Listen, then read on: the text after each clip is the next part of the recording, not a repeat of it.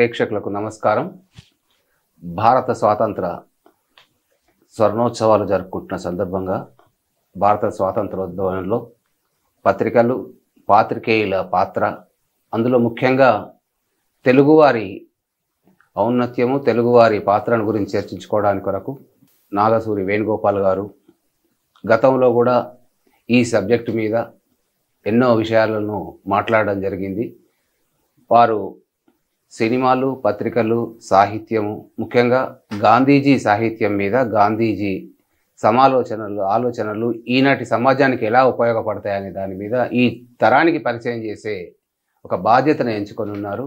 ఆ సందర్భంగానే ఈ భారత స్వాతంత్ర అమృతోత్సవం జరుపుకుంటున్న కాలం లోపల పాత్రికేయులను, ముఖ్యంగా తెలుగు పాత్రికేయులను, వారి సేవలను గుర్తు చేసుకొని తెలుగు పత్రికలన్నింటినీ గుర్తు చేసుకోవడానికి కొరకు నాగసూరి వేణుగోపాల్ గారు ఇక్కడ మనతో పాటు ఉన్నారు. నమస్కారం సార్. నమస్కారం అండి. భారతదేశ స్వాతంత్ర పోరాటంలో అన్ని భాషల పత్రికలు, అన్ని భాషల జర్నలిస్టులు చాలా ఉధృతంగా పాల్గొన్నారు.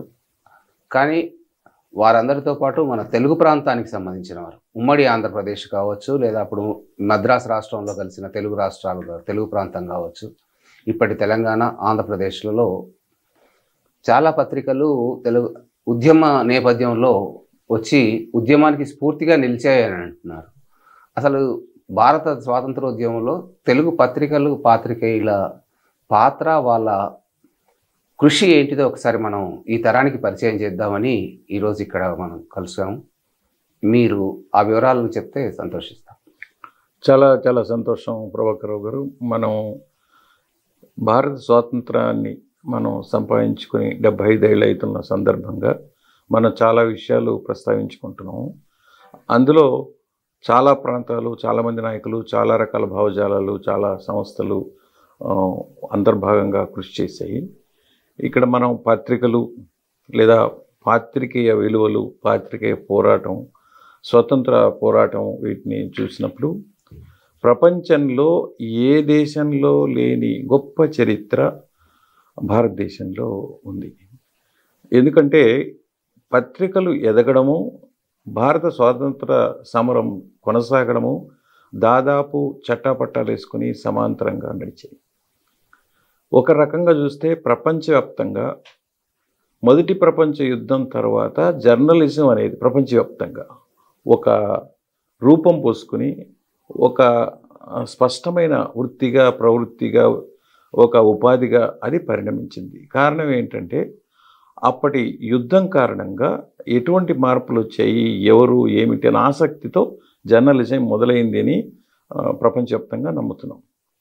అదే రెండవ ప్రపంచ యుద్ధంతో పోలిస్తే అక్కడ వినాశనము, అణుబాంబులు వాడడము ఇలాంటివి ఉంది కాబట్టి సైన్స్ జర్నలిజం రెండవ ప్రపంచ యుద్ధం తర్వాత అభివృద్ధి చెందింది. ఇది ఒక విషయం. రెండవది, మనకు 1857లో సిపాయిల తిరుగుబాటుగా బ్రిటిష్ ప్రభుత్వం తక్కువ చేసిన ప్రథమ స్వాతంత్ర సమరంగా మనము పరిగణిస్తాము. అది 1857లో జరిగింది. అంటే దాన్ని తొక్కిపెట్టిన కంపెనీ రూల్ పోయి బ్రిటిష్ రాణి ఏలుబడిలోకి వచ్చిన తర్వాత ఈ స్వాతంత్ర కాంక్ష అనేది పెరగడం మనం గమనించవచ్చు. దాదాపు అదే సమయంలోనే ముద్రణ స్థిరపడ్డాలు, పత్రికలు మొదలవడం కూడా అదే కాలంలో మొదలైంది. అలాగే అది 1885లో మనకు కాంగ్రెస్ పార్టీ బొంబాయిలో ఆవిర్భవించింది. దానికి హ్యూమ్ అనే బ్రిటిష్, అంటే స్కాట్లాండ్ వాసి అక్కడ జన్మించి ఇక్కడ ఐసిఎస్ ఉద్యోగం చేస్తూ భారతీయుల మీద సానుభూతి, తర్వాత ఆంగ్లేయుల ఈ వ్యవహార శైలి మీద కొంత అసంతృప్తి ఉన్న ఆ హ్యూమ్ ఈ కాంగ్రెస్ని ప్రారంభించడం మనకు. ఇక్కడ పాత్రికేయులు అని చూస్తే మన స్వతంత్ర సమరంలో పాల్గొన్న ప్రతి గొప్ప వ్యక్తి వెనక మనకు పత్రిక కానీ 2 పత్రికలు కనపడతాయి. గాంధీ కావచ్చు, మోతీలాల్ నెహ్రూ కావచ్చు, లేదా అంబేద్కర్ కావచ్చు, బిపిన్ చంద్రపాల్ కావచ్చు, లోకమాన్య తిలక్ కావచ్చు, మీరు ఏ వ్యక్తి అయినా తీసుకోండి, ఎంఎన్ రాయ్ కావచ్చు, లేదా ప్రకాశం పంతులు కావచ్చు, పట్టాభి సీతారామయ్య కావచ్చు, వీళ్ళంతా కూడా పత్రికలు నడిపిన వాళ్ళే. పత్రికలు నడపడం అంటే వాళ్ళ ఉద్దేశం ఏంటంటే వాళ్ళ అభిప్రాయాల్ని పంచుకోవడం. అంటే ఇదివరకైతే ఆ సౌలభ్యం ఉండేది కాదు. నేరుగా మనం సమావేశాలను పెట్టి మనం మాట్లాడడం. ఎందుకంటే అప్పుడు ఇంకా రేడియో కూడా అంత ప్రాచుర్యంలోకి రాలేదు. వచ్చిన రేడియో మన చేతిలో ఉండేది కాదు. అంటే అప్పటి అధికారుల చేతిలో ఉంటుంది. ఆ లెక్కన చూస్తే మనకు భారతదేశంలో పత్రికా రంగం అనేది మన స్వతంత్రోద్యమంతో ముడిపడి అది సాగింది. అందుకనే మనకు ఆనంద్ బజార్ పత్రిక కావచ్చు, అమృత బజార్ పత్రిక కావచ్చు, ఆంధ్రపత్రిక కావచ్చు, హిందూ కావచ్చు, ఇలాగా బాంబే సమాచార్ కావచ్చు, ఇలాంటి పత్రికలు, చాలా పత్రికల పేర్లు మన ప్రాంతానికి, వివిధ ప్రాంతాలకి ప్రాతినిధ్యం వహిస్తూ మనకు కనబడతాయి. ఇక తెలుగు పత్రికల విషయానికి వస్తే 1885లో మొట్టమొదటి, అంటే తెలుగులో రాజకీయ జర్నలిజానికి పాదు వేసిన పత్రికగా పేర్కొనబడే ఆంధ్రప్రకాశిక 1885లో మొదలైంది. ఏసీ పార్థసారథి నాయుడు అని ఆయన దాన్ని ఒక 25 ఏళ్ళు విజయవంతంగా నడిపాడు. తర్వాత దశలో ఆయన జస్టిస్ పార్టీ అనుకూలంగా ఉండేవారు. కానీ తొలుత ఆయన లోకమాన్య బాలగంగాధర తిలక్ అనుయాయిగా ఆయన కొనసాగారు. ఇక్కడ ఒక విషయం, జనరల్గా భారతదేశ పత్రికలు ప్రారంభం అని అన్నప్పుడు 1905లో బెంగాల్ గజెట్ మొదటి పత్రికగా గుర్తింపు పొందింది అని అంటారు కదా. మీరు 1885 అంటే ఇంకొక 20 సంవత్సరాల ముందుకు వెళ్తున్నాం మనం. అది మీరు చెప్పేది బెంగాల్ గెజిట్, అది కరెక్టే కావచ్చు. నిజానికి మీరు చెప్తున్న పీరియడ్ని, అంటే 1805లో అది బెంగాల్ విభజన, వందే మాతరం ఉద్యమం, నిజానికి పోరాట పథంలో పత్రికలు నడవడం అనేది అక్కడి నుంచే మొదలైంది. మీరు ఇదే అంటున్నారు, మనకు తెలుగు పత్రిక తొలి దినపత్రిక ఆంధ్రపత్రిక అనుకుంటాం. ఆంధ్రపత్రిక కాదు, ఆంధ్రపత్రిక 14లో వచ్చింది. 1901లోనే రాజమండ్రి నుంచి గౌతమి అనే పత్రిక సంస్కృత పండితులుగా, కవిగా మనకు తెలుసు ఆయన, శ్రీపాద కృష్ణమూర్తి గారని, వారు నిర్వహించారు. ఇది రికార్డ్ చెప్తున్న విషయమే. మీరు నిడదవోలు వెంకటరావు రాసిన వ్యాసం చూస్తే, స్టడీస్ ఇన్ తెలుగు జర్నలిజం అనే దాంట్లో ఆయన ఈ విషయాలన్నీ ప్రస్తావించారు. అయితే సమాచారం పెద్దగా లేదు. మీరు ఎంకే మదురై కామరాజ్ యూనివర్సిటీ ఎంఏ సిలబస్లో చూస్తే కూడా ఈ పార్థసారథి నాయుడు గురించి 2 వాక్యాలు కనబడుతుంది. ఎందుకంటే సమాచార లోపము ఉంది. ఆయన చిత్తూరు జిల్లా వాడు, అయితే మద్రాసులో స్థిరపడిన వ్యక్తి. అది వారపత్రికగా ఉండేది. ఇది ఒక స్థాయి. అయితే మనకి 1908లో పత్రికలు పోరాట పథంలో నడవడం అనేది మనకు కనబడుతుంది. ఇంతకుముందు అనుకున్నట్టు వందే మాతరం ఉద్యమం నుంచి, అంటే 1905 నుంచి, అంటే బెంగాల్ విభజన ప్రతిపాదిస్తే మహా ఉధృతంగా పోరాటం మొదలైంది. బిపిన్ చంద్రపాలు అట్నుంచి కోస్తా ప్రాంతంలో, ఆయన రాజమండ్రిలో 4-5 రోజులు ఉన్నారు అక్కడ. అప్పుడే గాడిచర్ల గారు స్టూడెంట్గా అప్పుడే వచ్చాడు, ఆయన డీబార్ అయ్యాడు. అప్పుడు బిపిన్ చంద్రపాల్ ప్రసంగాలకు ఆయన అనువాదం చేశారు. ఆయనకి ఇచ్చిన ఈ ఇబ్బందుల వల్ల ఆయనకి ప్రభుత్వ ఉద్యోగం రాకుండా చేశారు. అందువల్ల ఆయన 1908లో ఒక పత్రిక నడపాలనే ఉద్దేశంతో స్వరాజ్య అనే పత్రికని ప్రారంభిస్తారు. స్వరాజ్య అనే పత్రిక ప్రారంభించి ఆయన చాలా పదునుగా రాయడం, ఆయనకి నిషేధానికి గురి కావడం, తర్వాత ఆయన పత్రికా రచనల కారణంగా జైలు పాలైన తొలి దక్షిణాది భారతీయుడు గాడిచర్ల హరిశనోత్తరావు. ఆయన ఇప్పుడు తమిళనాడు ప్రాంతంలో ఉన్న 2 జైళ్ళలో చాలా కఠినమైన శిక్ష అనుభవించిన వ్యక్తి. తర్వాత ఆయన జైలు నుంచి రాగానే కూడా ఈ తెలుగు వాళ్ళు ఎవరు మాట్లాడడానికి సాహసించేవాళ్ళు కాదు. అప్పుడు ఆయన తన మిత్రుడు కొమర్రాజులు లక్ష్మణరావు మహారాష్ట్ర ప్రాంతంలో ఉంటే అతని దగ్గరికి వెళ్ళడం, అక్కడ కాశీనాథన్ నాగేశ్వరరావు గారు పరిచయం అయ్యారు. ఆయన అప్పటికి ఆంధ్రపత్రిక వారపత్రిక పెట్టినాడు. ఆయన ఇటు వచ్చి దాన్ని దినపత్రికగా మార్చాలి అనుకున్నప్పుడు గాడిచర్ల గారిని ఎడిటర్గా తీసుకున్నారు. ఆయన మొదటి 3 ఏళ్ళు ఆంధ్రపత్రిక ఎడిటర్గా ఉన్నారు. ఇది ఒకటి. అలాగే కృష్ణా పత్రిక, చాలామంది గుంటూరు కృష్ణారావు గారు పత్రిక ప్రారంభించారు అనుకుంటారు. కాదు, కొండా వెంకటప్పయ్య గారు. అప్పటికేంటంటే గుంటూరు జిల్లా లేదు, కృష్ణా మండలం అనేవాళ్ళు. అందుకని ఆ ఉద్దేశంతో బందర్ నుంచి కృష్ణా పత్రిక ఆయన ప్రారంభించాడు 1902లో. తర్వాత ముట్నూరు కృష్ణారావు రావడం, గుంటూరు జిల్లా విడిగా ప్రకటించడంతో దేశభక్త కొండా వెంకటప్పయ్య గారు గుంటూరు తరలి వెళ్ళినప్పుడు ఈ పత్రిక పూర్తిగా ముట్నూరి కృష్ణారావు వశం అవుతుంది. అదే ముట్నూరి కృష్ణారావు సంస్థ నిర్వహించే ఆంధ్రభారతి, అందులోనే గురజాడ అప్పారావు తొలి కథ, అంటే ఇప్పుడు తొలి కథగా మనం చెప్పుకుంటున్న దిద్దుబాటు అందులోనే అచ్చయింది. ఇది ఒకటి. ఇక్కడ తెలంగాణ ప్రాంతానికి వస్తే స్పష్టమైన తేడాలు మనకు కనబడతాయి. ఈ కోస్తా రాయలసీమ అని ఇప్పుడు పిలువబడే ప్రాంతము తొలుత నిజాం ఏలుబడిలోనే ఉండేది. అయితే ఆయన కొంత వదిలించుకోవడం, అంటే బ్రిటిష్ వాళ్ళు తెలివిగా కొంత ఆక్రమించుకోవడంతో మొదట కోస్తా జిల్లాలు వాళ్ళ అందుబాటులోకి వెళ్ళాయి. తర్వాత రాయలసీమ ప్రాంతాన్ని సీడెడ్ డిస్ట్రిక్ట్స్గా ఆయన వాళ్ళకి ఇచ్చేయడంతో అక్కడ పరిస్థితి వేరుగా ఉంది. ఏంటంటే మిగతా భారతదేశంలో అంటే బ్రిటిష్ ఇండియాలో ఎట్లాంటి నియమాలు ఉండేవో అక్కడ కూడా అలాంటి సమస్యలు, ఎందుకంటే పెద్ద భూభాగం కనుక కొంత చట్టము పద్ధతి పాడు అంటే ఇబ్బంది పెట్టినా ఒక పద్ధతి ప్రకారం ఉండేది. అదే నైజాం పరిస్థితి వేరుగా ఉండేది. ఎందుకంటే ఇక్కడ చట్టం వ్యవహారం ఏముండదు. నైజాం ఏమనుకునేవాడంటే పత్రిక ప్రారంభించడానికి అనుమతి నేను ఇచ్చినప్పుడు మూసివేసే హక్కు కూడా నాకే ఉంది అనే పద్ధతిలో ఉండేవాడు. అది కూడా చాలా క్రూరంగా ఉండేది. మాడపాటి హనుమంతరావు గారిని మనం చాలా పెద్దగా గుర్తుపెట్టుకోవాలి. ఆయన దాదాపు తొలి పత్రికలన్నింటిలో కూడా ఆయన హస్తం మనకు కనబడుతుంది. తొలి దినపత్రిక పెట్టాలని 2-3 సార్లు అనుకుంటారు. తర్వాత అప్పుడు మనకు చూస్తే నిజానికి ఇప్పుడు మనకు భారత స్వతంత్రోద్యమం అమృతోత్సవాలు అనుకుంటాం, కానీ తెలంగాణ పత్రికలతో పోలిస్తే 22లో మనకు నీలగిరి కనబడుతుంది, తర్వాత తెలుగు పత్రిక కనబడుతుంది, తర్వాత మనకి గోల్కొండ వస్తాయి. అయితే ఈ తొలి పత్రికలు రావడంలో మాడపాటి హనుమంతరావు గారు చాలా కృషి చేశారు. తర్వాత దానికి చాలా ఇబ్బందులు పెట్టేవాళ్ళు. ఉదాహరణకి అక్కడెక్కడో నేను చదివాను, ఆయన ఖద్దరు ధరించాడని సిరవరం ప్రతాప్ రెడ్డి గారు ఆయన పత్రిక అనుమతి ఇవ్వాలి. అలాగే మొదట వేరే పేరుతో వెళితే ఆ పేరు నచ్చకపోతే గోల్కొండ అనే ఉద్దేశంతో నైజాము అంగీకరిస్తాన ఉద్దేశంతో గోల్కొండ అనే పేరుతో పెట్టారు. ఇక్కడ తెలంగాణ ప్రాంతంలో వచ్చిన పత్రికలను చూస్తే ఏ పత్రిక సుదీర్ఘంగా నడవలేదు, కానీ అది మనకు 1 by 1 అంటే నీలగిరి కావచ్చు, తెనుగు పత్రిక కావచ్చు, గోల్కొండ కావచ్చు, సుజాత కావచ్చు, లేదా తర్వాత మీజాన్ కావచ్చు, 1 by 1 రావడం, కొంత పరస్పరం సహకరించుకునే పద్ధతి కూడా మనకు కనబడుతుంది.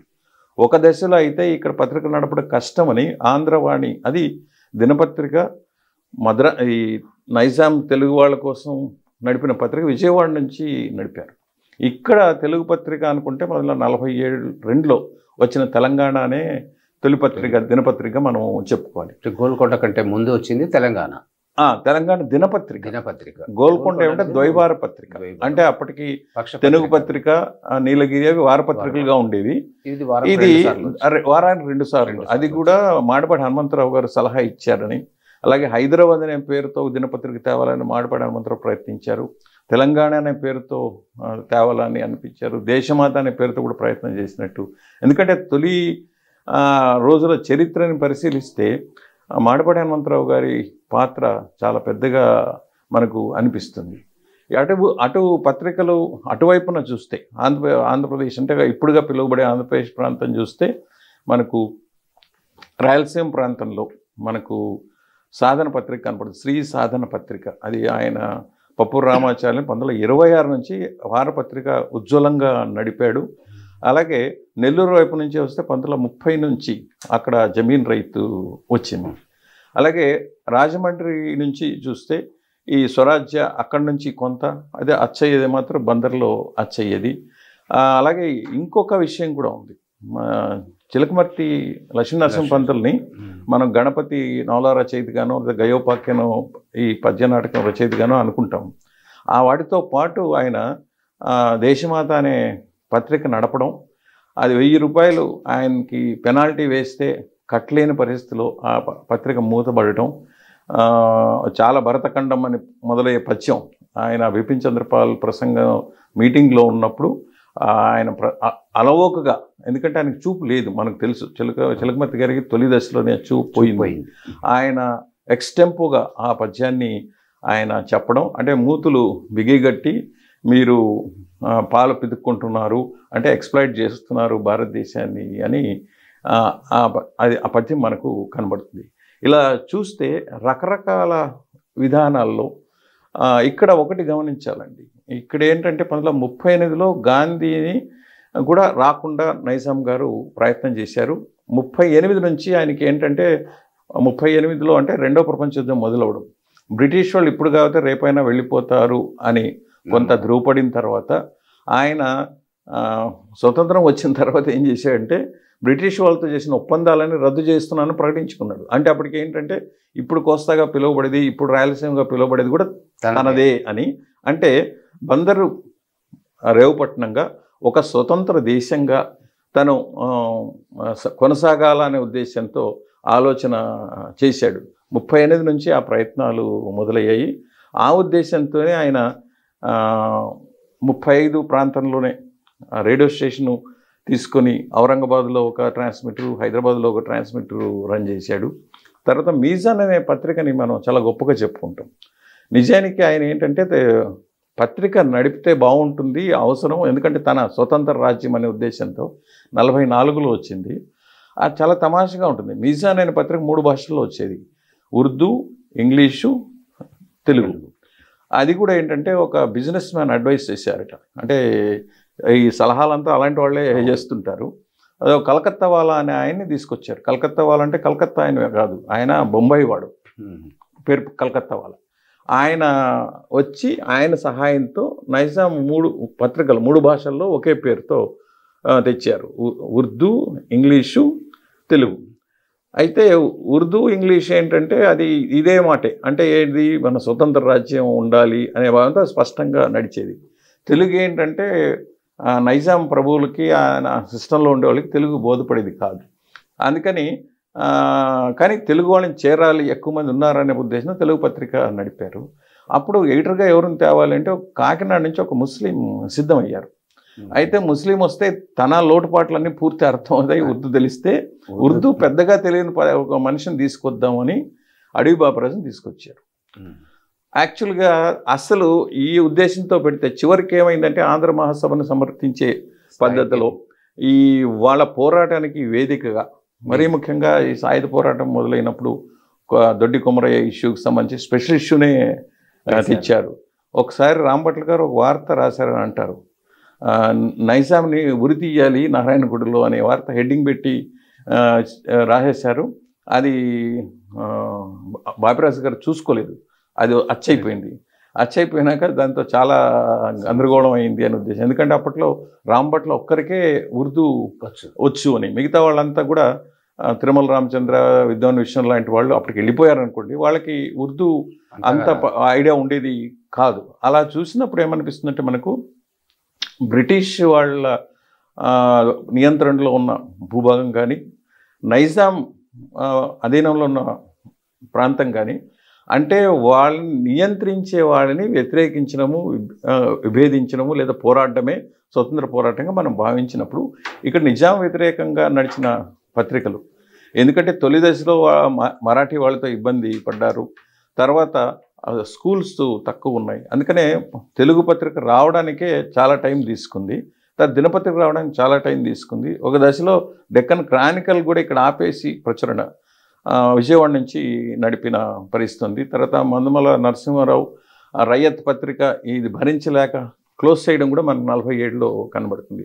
38 నుంచి 40-50 దాకా చాలా ఇబ్బందికరమైన పరిస్థితి ఉండేది. ఆ 2 ప్రాంతాల్లో 2 రకాల దృశ్యాలు కనబడతాయి. అయితే అక్కడ మనం గమనించాల్సింది ఏంటంటే పత్రికలు అనగానే ఒక ఉద్యమానికి, ఒక సంస్కరణకి, ఒక మంచి ఆలోచనకి, ఒక స్వతంత్ర భావనకి ప్రతీకలుగా ఈ పత్రికలు నడిచాయి. అందులో సాహిత్యము మరోటి ఉన్న సామాజికంగా మన జీవితం ఎట్లా ఉండాలి, ఎలా ఉండాలి, ప్రపంచ పరిస్థితి ఏంటి అనే విషయాలు తెలుసుకునే పద్ధతిలోనే మనకు సాగాయి. ఆ రోజు పత్రికలు స్వాతంత్రోద్యమంతో పాటు సామాజిక అంశాలను, సాహిత్యాన్ని కూడా సమస్థాయిలో గౌరవిస్తూ ప్రచురించినట్టున్నాయి. ప్రతి పత్రిక కూడా పూర్తి స్థాయిలో ఇప్పుడు అనుకునే రాజకీయ పత్రిక కాకుండా సామాజిక అంశాలను లేదా మూఢనమ్మకాల మీద కానీ, సాహిత్యం వాటి మీద కూడా చాలా రచనలు చేసిన వాళ్ళు ఉన్నారు కదా ఈ పత్రికల్లో. అంటే స్వాతంత్రోద్యమానికి సాహిత్య పత్రికల రూపంలో కూడా కొంత తోడ్పాటు లభించి ఉండొచ్చు. అంటే స్థూలంగా ఒకటండి, ఇప్పుడు ఏంటంటే అప్పటికి ఇప్పటికీ వాళ్ళ దృష్టిలో సమగ్రత ఉంది. వాళ్ళు చిన్న పత్రిక నడిపించవచ్చు, తక్కువ సర్క్యులేషనే ఉండొచ్చు, తక్కువ కాలమే నడిపించవచ్చు, అయితే వాళ్ళ చూపుకు సమగ్రత ఉంటుంది. అయితే ఇప్పుడు మనకు లేనిది అది. మనకి ఇప్పుడు వ్యాపారం అంతర్గతంగా ఉంటుంది, చెప్పేది ఆదర్శంగా ఉంటుంది, పైకి మాత్రం నడిచే మాత్రం వినోదంగా ఉంటుంది. అంటే 3 పనులు నడుస్తుంటాయి. వినోదం అని కొందరు అనుకుంటాడు, ఇతరేం బిజినెస్ చేసుకుంటూ ఉంటాడు, ఇంకోరు చూస్తే మనకి ఆదర్శం అంటారు. ఇదివరకు అయితే అలా ఉండేది కాదు. ఆ లక్ష్యశుద్ధి అంటాం కదా, ఆ లక్ష్యశుద్ధి చిత్తశుద్ధి ఉంది కనుకనే ఈ గందరగోళం లేదు. మనకి వీరేశలింగం గారు ఏ కార్యక్రమం చేపట్టినా, అది విద్యార్థులతో అయినా ఇంకోటైనా అంటే మూఢనమ్మకాలు కావచ్చు, వేశ్య వృత్తికి సంబంధించింది కావచ్చు, చదువు గురించి కావచ్చు, ఏది తీసుకున్నా మనకు సంఘ సంస్కరణ అనేది ప్రధానం కనబడుతుంది. అందుకని స్వతంత్ర సమయంలో ఈ ఆల్కహాలు, సారాయి లాంటి వాటి మీద వ్యతిరేకంగా నడిచింది. గ్రంథాలయ ఉద్యమం ప్యారలల్గా నడిచింది. తర్వాత స్కూల్సు, తర్వాత ఈ పఠన శక్తి, ఇలాంటివి కూడా అన్నీ పెంపొందించే పద్ధతిలో నడిచాయి. అందులో సాహిత్యం అంతర్భాగంగా ఉంటుంది. సాహిత్యం కావచ్చు, కళలు కావచ్చు.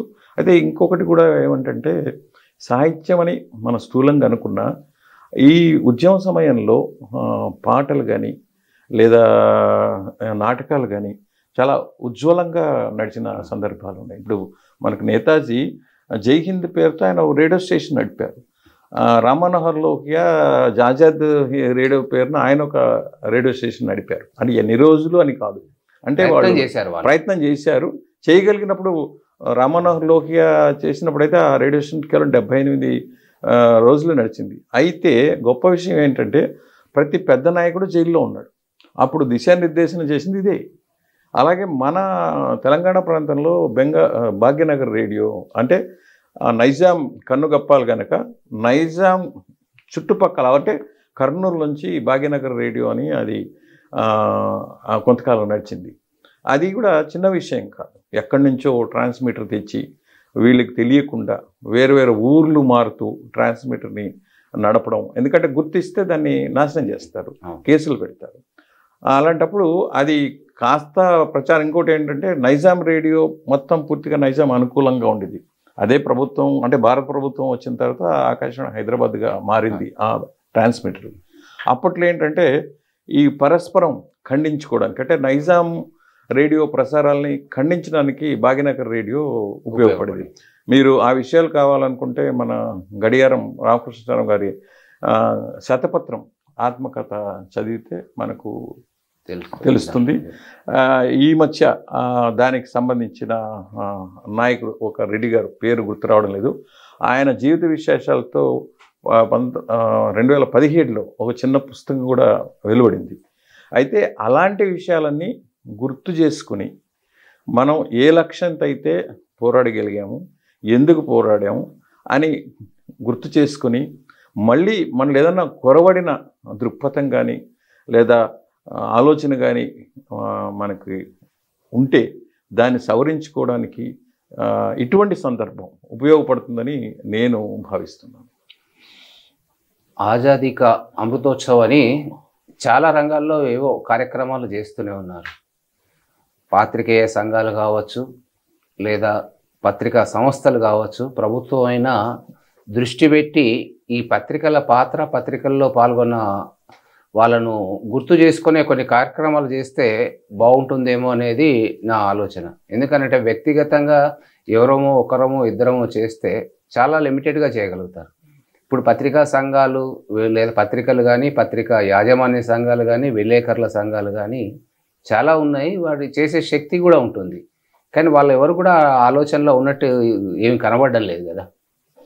అంటే ఒకటండి, ఇప్పుడు పెద్ద పత్రికలుగా చాలామంది టైమ్స్ ఆఫ్ ఇండియా కావచ్చు, స్టేట్స్మన్ కావచ్చు, హిందుస్థాన్ టైమ్స్ కావచ్చు, ఇవన్నీ కూడా అప్పట్లో ప్రజలకు అనుకూలంగా లేవు.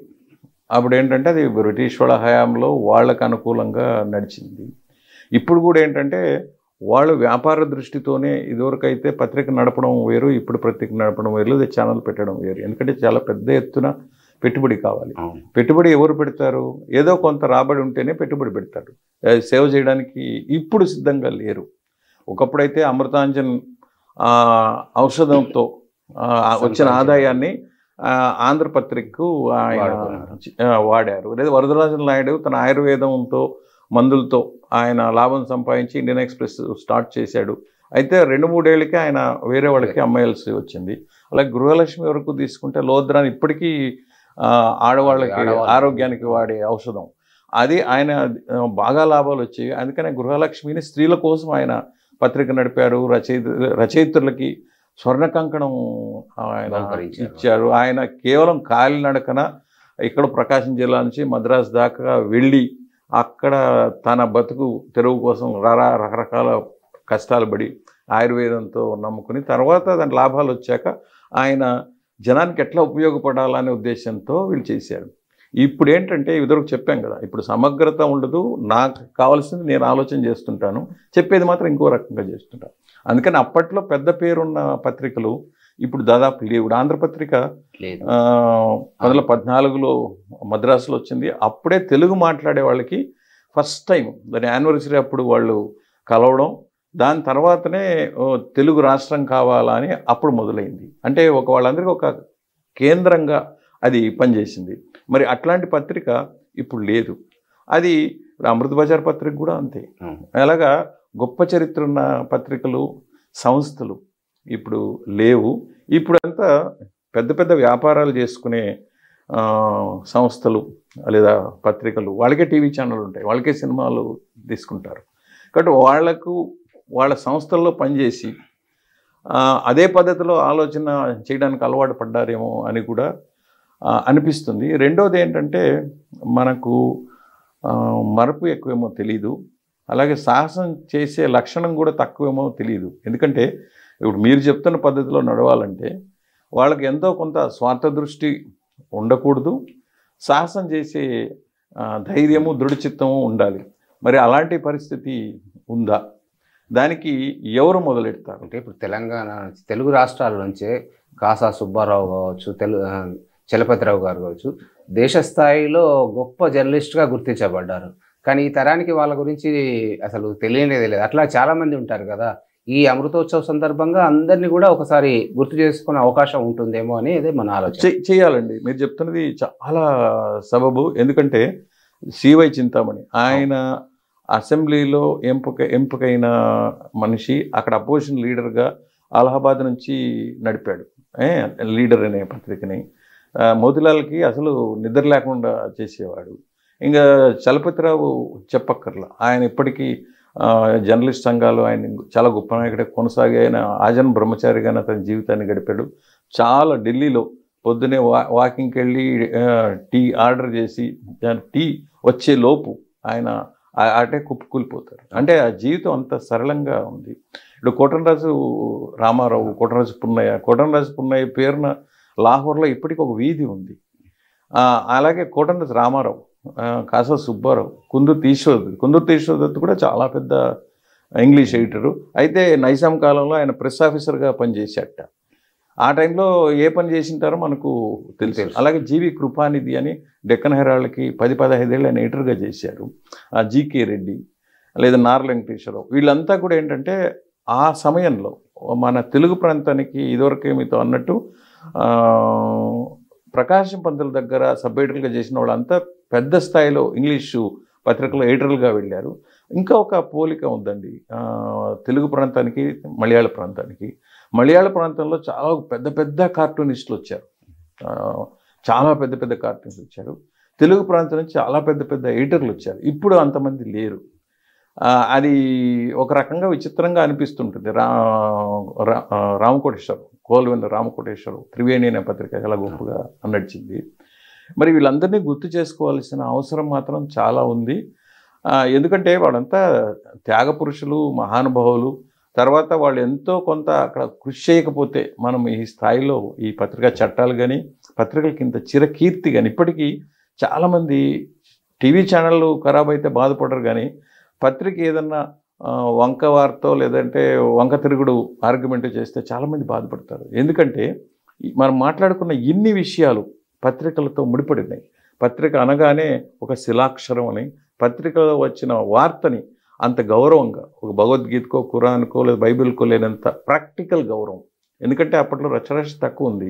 ఓ పత్రికలో వార్త వచ్చిందంటే ఓ చెట్టు కింద కూర్చొని ఓ 10 మందికి చదివి వినిపించడం, ఆ 10 మంది ఇంకో 100 మందికో 200 మందికో కనీసం మళ్ళీ పత్రిక సంచికి వచ్చేలా మీకు తెలుసు ఆ టైంలో రెండో సంచికి రావడానికి 2 రోజులు కూడా పట్టొచ్చు.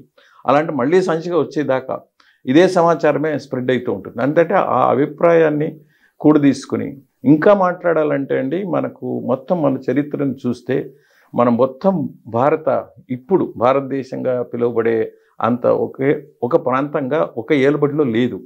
మరి ఎందుకంటే భాషలు వేరు, సంస్కృతులు వేరు. కేవలం పత్రికలే, తర్వాత రైళ్ళు, ఇప్పుడు చాలా వచ్చాయి, ఇంటర్నెట్, టీవీ ఛానల్ అన్నీ వచ్చాయి. కేవలం పత్రికలే వీటిని ముడి వేసాయి. ఎందుకంటే తమిళము లేదా మలయాళము, తెలుగు, బీహారు, బెంగాలీ, గుజరాతీ ఇన్ని భాషలు కేవలం పత్రికల ద్వారానే కలిపాయి. అది కూడా మొదట స్థూలంగా ఇంగ్లీషే దానికి దోహదపడింది. వివిధ భాషల్లో ఉన్నదానికి అనుసంధానకర్తగా స్వాతంత్ర పోరాటంలో ఇంగ్లీషు బాగా ఉపయోగపడింది. దానికి పత్రికలు దోహదపడి, పత్రికలు ఇంగ్లీష్లో రావడం వల్ల సమాచారం కానీ భావాలు కానీ తొందరగా అన్ని ప్రాంతాలకు చేరే అవకాశం దొరికింది. స్వాతంత్రోత్సవ 75వ సంవత్సరం, త్వరలో మనం అమృతోత్సవ ముగింపు వేడుకలు కూడా చేసుకోబోతున్నాం. ప్రభుత్వము, ప్రజా సంఘాలు లేదా పత్రికా సంఘాల్లో తమను తాము గౌరవించుకునేటట్టుగా తమ పూర్వీకులు స్వాతంత్ర పోరాటానికి ఏం చేశారో గుర్తు చేసుకుంటూ, ఈ సంధికాలంలో కూడా ఆర్థిక సంస్కరణ కాలమే కావచ్చు, మారుతున్న ఇంటర్నెట్ ప్రపంచంలోనే పత్రికల పాత్ర అనేది, వాటి విలువ అనేది ఎప్పటికీ ఉంటుందని గుర్తిస్తూ ఒక కార్యక్రమం చేస్తారని ఆశిస్తూ సెలవు తీసుకుంటాం. నమస్కారం అండి, ధన్యవాదాలు.